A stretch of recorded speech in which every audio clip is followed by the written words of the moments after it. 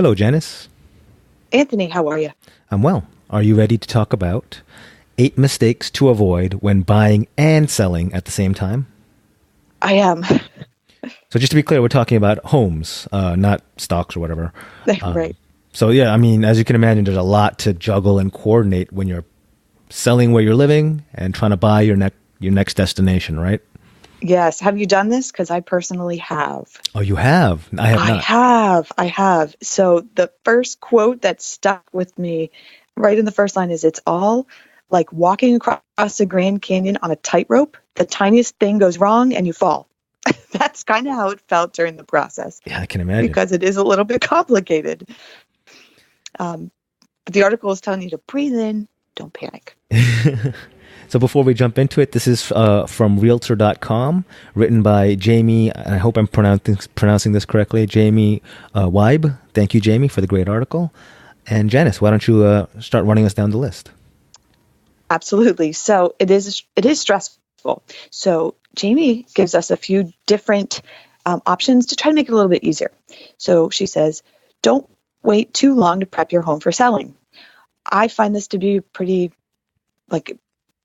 a no-brainer. Like, if you're going to do this, and this is a big process of selling and buying at the same time, get your act together and let's go. Start prepping. Don't wait till the last minute. Get your stuff in order. That's really, to me, I would go, wait, you can't wait till the last minute to get everything going. Yeah, this feels like one of the few things that are truly in your control. So you should really be on the ball. If this whole two-deal, multiple brokers, multiple mortgages scenario falls apart because, you couldn't clean up in time for an open house, that's just right. Not cool. No, if you're serious about this process, you need to get your act together and get ready, right? Yeah. Because number two, if she said skipping the backup plan, well, think about it. You've got property A going to property B, and then there's a seller C, and there's a lot of moving parts to this. So it says when you're buying and selling simultaneously, the number of moving parts doubles because you have the house you're buying, you have the house you're moving into, and then they could be moving somewhere else. So that's like a domino effect if you don't have a backup plan and you're not ready to go. Yeah, I mean, I feel like this is not as, with the emergence of things like Airbnb, there are options, like there are stopgap solutions that maybe didn't exist a couple years ago. But yeah, it's still difficult.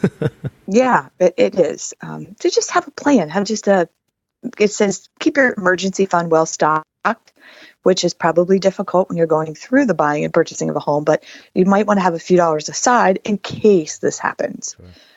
Sure. Buying too big. So you're simultaneously buying, selling, but you failed to get pre-approved on the new loan, which I find mind-boggling because pre-approval is essential. Correct. You shouldn't be moving forward into your pre-approved and know what you can afford and what you're ready to do, because that could throw a wrench into everything.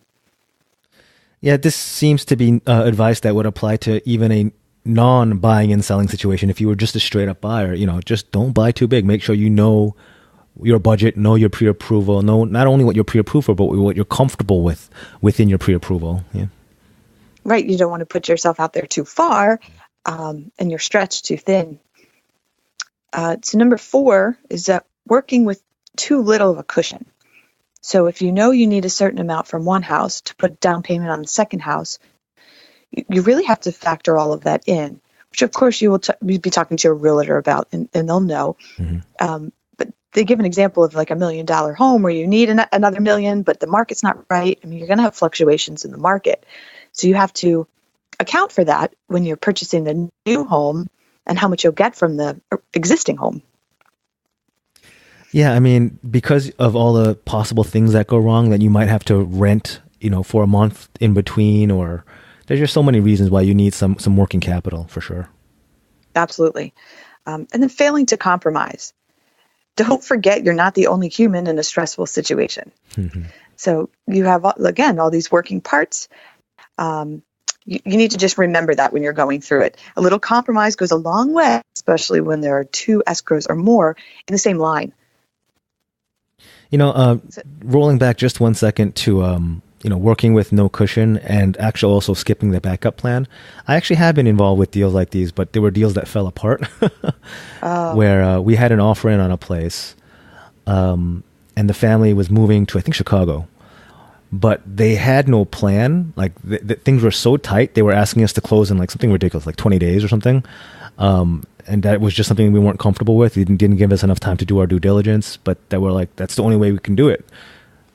And it was just odd because they had to move, but there was no way we could close in that time. So it was just it a didn't disaster. go well. Yeah. Oh no, it doesn't go well. I think they ended up staying in New York for another year.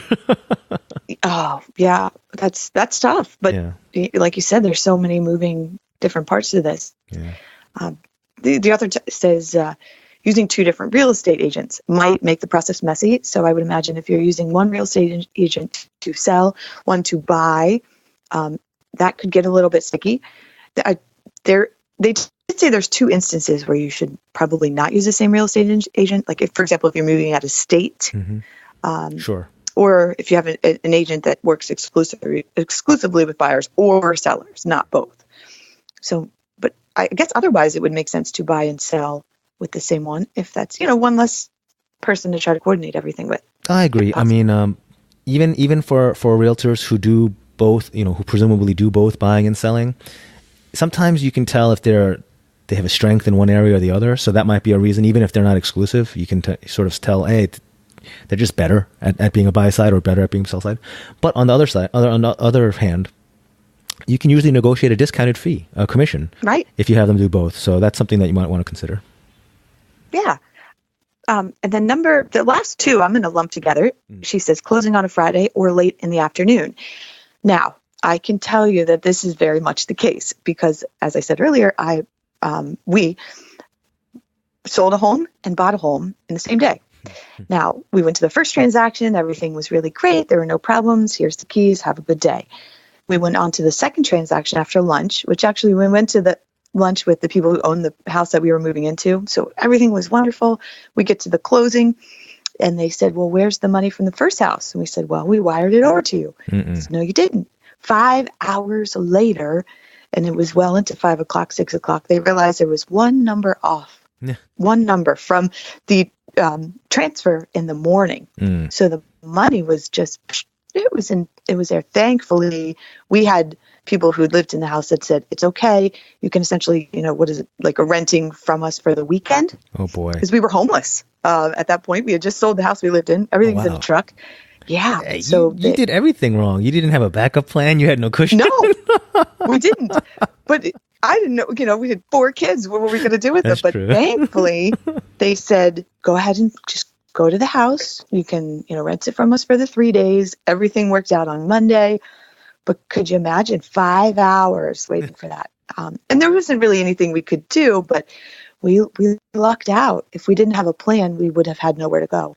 So wait, I'm guessing your lawyers were like scrambling at the closing table to write out a lease and a 3-day lease, basically. It was, yeah. That's exactly what it was. Oh, it's a 3-day lease, and waiting for the money to come back because they said, "Well, can't you just write a check for another $20,000 while we wait?" And no, You had a check for $20,000. Who can do that? So, not us. I mean, it was all figured out and fine, but Sure. It happens. So late on a Friday, if our sellers weren't fantastic, we would have been up a creek, no paddle. Well, I'm glad that one has a happy ending. It does, but sometimes it does not. So definitely coordinate if you could do it on a Thursday. It was a very hairy weekend. We were very nervous. Yeah, we this is just good advice in general. I rarely close on Fridays. We do a lot of closings for the estates where we're selling houses for decedents' estates. We rarely close on Fridays, and we rarely schedule a closing any day after I think 1 p.m. or 2 p.m. Just because you don't want to get into that.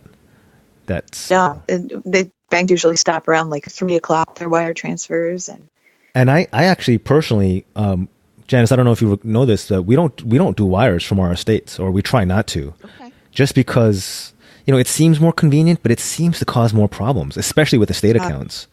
Yeah, so we case still in point. yeah. Did we have one recently? No, I meant mine from. Oh, your situation. Right, exactly. But one number off and just 20,000, poof, But no, it's true. You can run into those problems with the wire transfers. Yeah, and the paper checks, they may seem a bit archaic, but they seem to get the job done a little more reliably.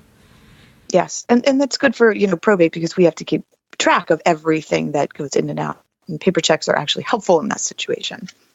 So this topic is buying and selling, but it does tie into my book on Amazon, How to Buy Your Perfect First Home. We cover a lot of these aspects, at least from the buyer side.